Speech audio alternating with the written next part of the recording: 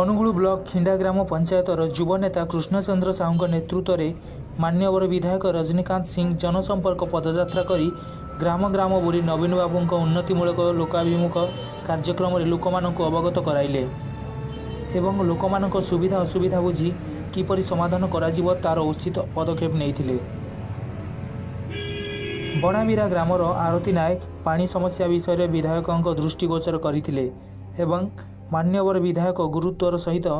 ନେଇ ଗ୍ରାମରେ 3ଟି ନଳକୂପ ପାଇଁ ପଦକ୍ଷେପ ନେବା ସହ ପାଣି ପଞ୍ଚାୟତ ସାହାଯ୍ୟରେ ଖିଣ୍ଡା, ବଣାବିରା, ତାଳପଦା, ମଇଦରପଡ଼ା, ମରଣ୍ଡା ଜଳ ଯୋଗାଣ ବ୍ୟବସ୍ଥା କରିବା ପାଇଁ ଉଚ୍ଚସ୍ଥ ପଦାଧିକାରୀଙ୍କ ସହ ଯୋଗାଯୋଗ କଲେ ଏବଂ ବିଜୁ ସ୍ୱାସ୍ଥ୍ୟ କଲ୍ୟାଣ ଯୋଜନା ଓ ରାଷ୍ଟ୍ରୀୟ ଯୋଜନାର ଲାଭ ଉଠାଇବା ପାଇଁ ଲୋକଙ୍କୁ ଅବଗତ କରାଇଥିଲେ। ଲୋକଙ୍କ ଦୁଃଖ ବୁଝିପାରି ନିଜ ତରଫରୁ ବଣାବିରା ସ୍ୱାସ୍ଥ୍ୟକେନ୍ଦ୍ରକୁ କିପରି ଉନ୍ନତି ହେବ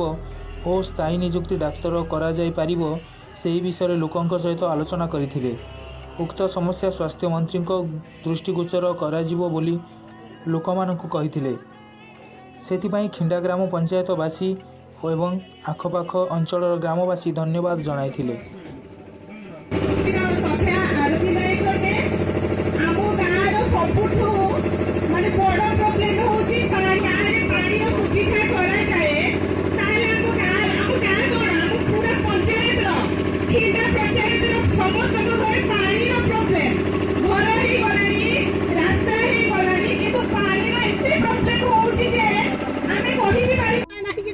जमासी तो आपण ना कौन कुमारी देवी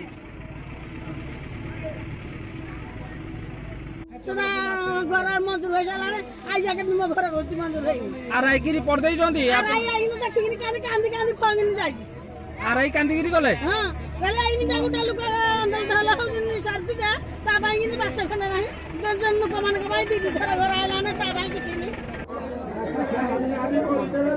मोसा आपनकर भत्ता आइनी सरपंच को जणाई जोंदी जणाइले काई करो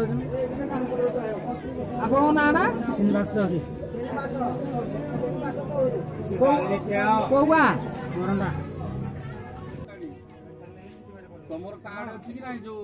मेडिकल कार्ड जो Biju Krushak Anugul Kamdev Dehuri report IYA news.